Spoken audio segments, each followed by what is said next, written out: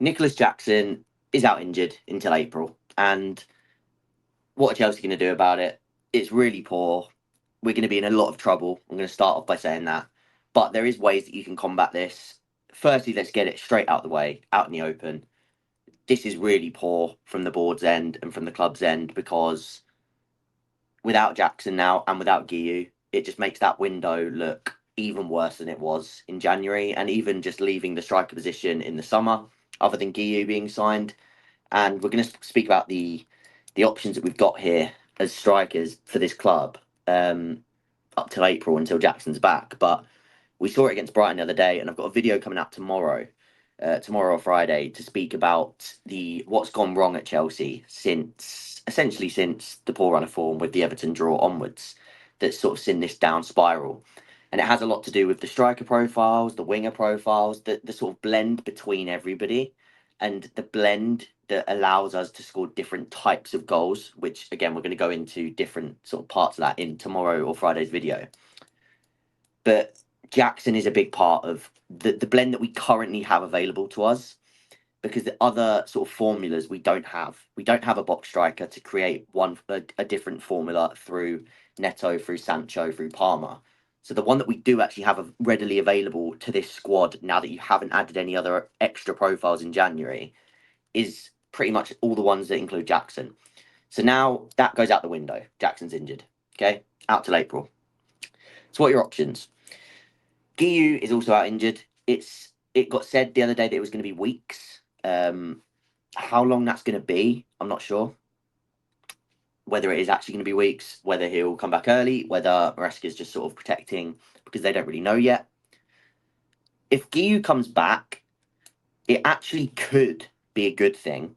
Not that Jackson's out, because against Brighton, it literally showed how much we miss him in all phases.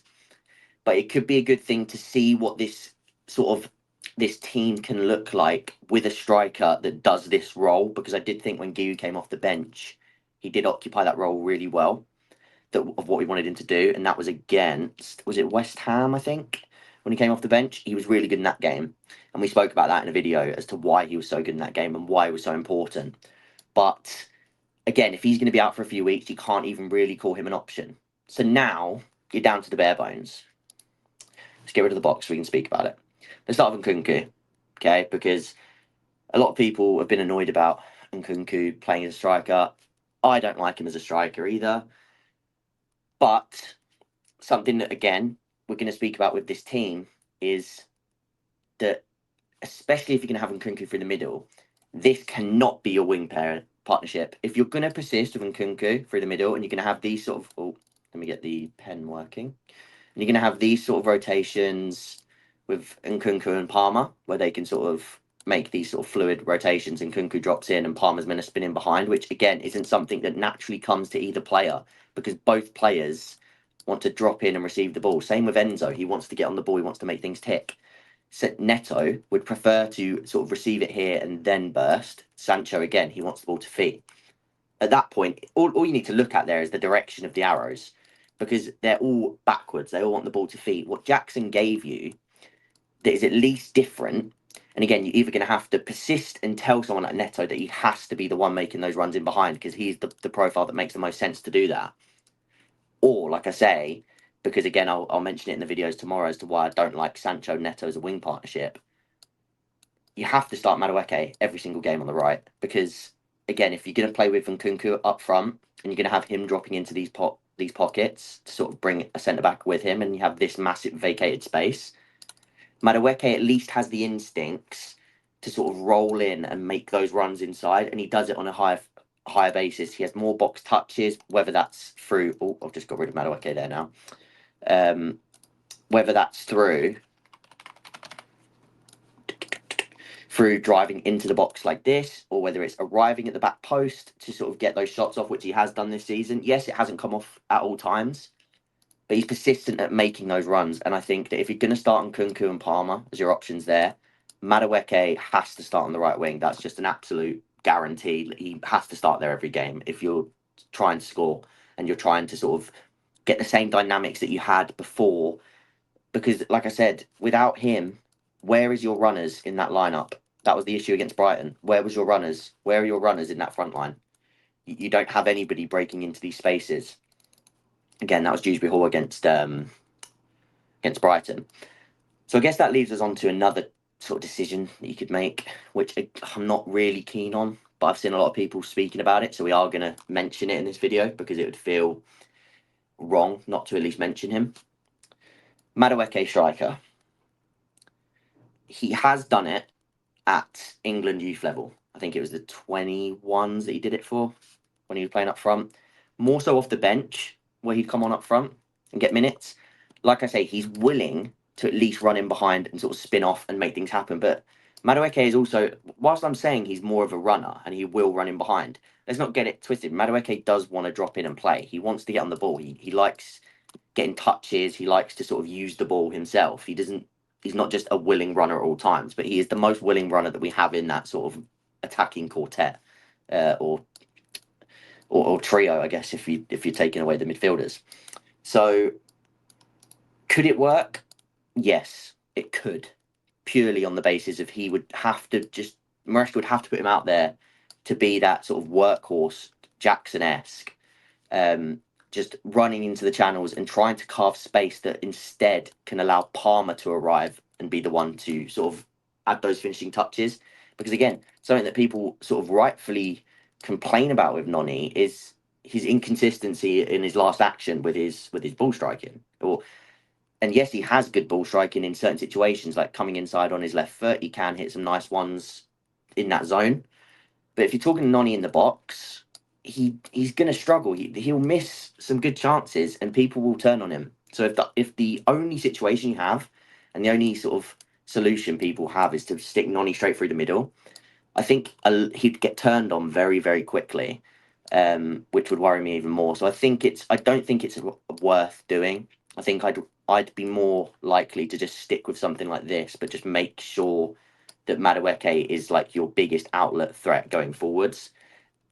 And again, it's going to literally be if you can get this season now for me rides a lot on the form of these two players, because I think that's where your goals are in this team without Jackson, right? We've seen it. Noni Madueke, I know it is a hat trick against Wolves, but he has 7 Premier League goals.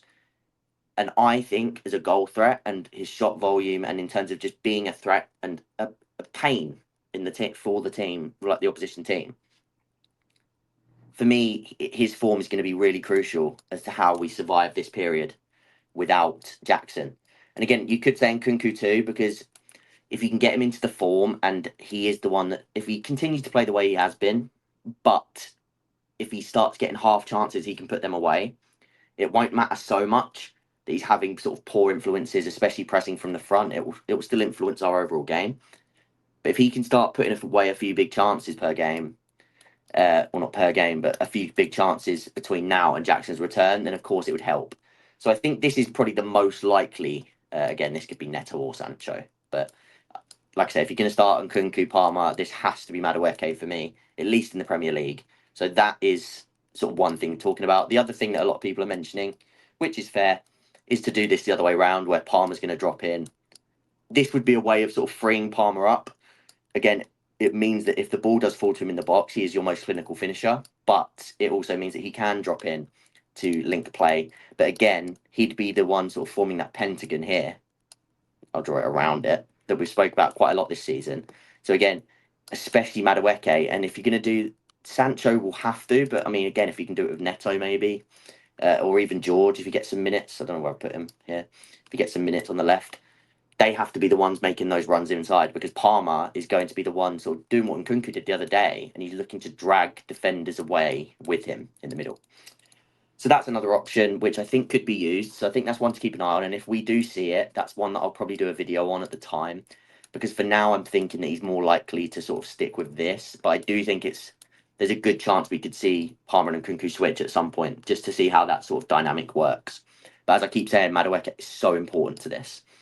And lastly, huge fan of this guy, huge fan. But Shimheka, I mean, he's literally playing now. I've got it on in the background. Well, it's finished now, but I have the had the live stream on the background. Shim, he's young, right? And if anything, I think it's unfair to throw him in at the deep end and expect him to perform, because you have to try and sort of drip feed him minutes as he goes. Sort of, he's played what? He played once this season off the bench against Astana, and again, those conditions were ridiculous anyway. So for me to then just throw him in would be crazy. But he is going to be part of the squads now. You have to at least think, if Guiu and Jackson are both out and Nkunku starting up front, surely he's on the bench just to have a number 9 option if you need it. Because otherwise you're going in with your only options being all the ones that I spoke about, none of which being pure number 9 options. At least have your academy sort of option there that is at least a true 9. It would be brilliant to see him get some minutes. I would love to see him coming off the bench and getting 10, 15s here and there and giving us something a little bit different for the end of games. But it's not a solution I'm willing to put out there, purely because as talented as he is, and I do think he's ready to contribute and play sort of first team minutes, whether that's for us, whether that's on loan next season, etc. I do think he's ready for that level. But I do definitely think that it would be almost detrimental for him and the mentality of him to throw him in at the deep end to start in Premier League games. It would just be crazy. So that's where we're going to leave this video, because, as I said, I've got a bit more of an in-depth one coming up tomorrow to speak about all the issues going on at Chelsea. But I thought this is an issue that's sort of cropped up out of nowhere, because we thought Jackson was going to be back. He's now out till April, so I thought I'd do a quick impromptu video to discuss Jackson. There'll be more chat about Jackson in tomorrow's video, so make sure you don't miss out on that one. Drop a like, subscribe if you haven't already. Leave any questions. I'll try to get to them when I'm sat down after this stream or this YouTube video later, and a few other bits of work that I have to get done before I go and chill. So leave the comments. I'll get around to them in a bit. I'll try and answer as many questions as possible about this striker situation, and I'll see you guys in the next one.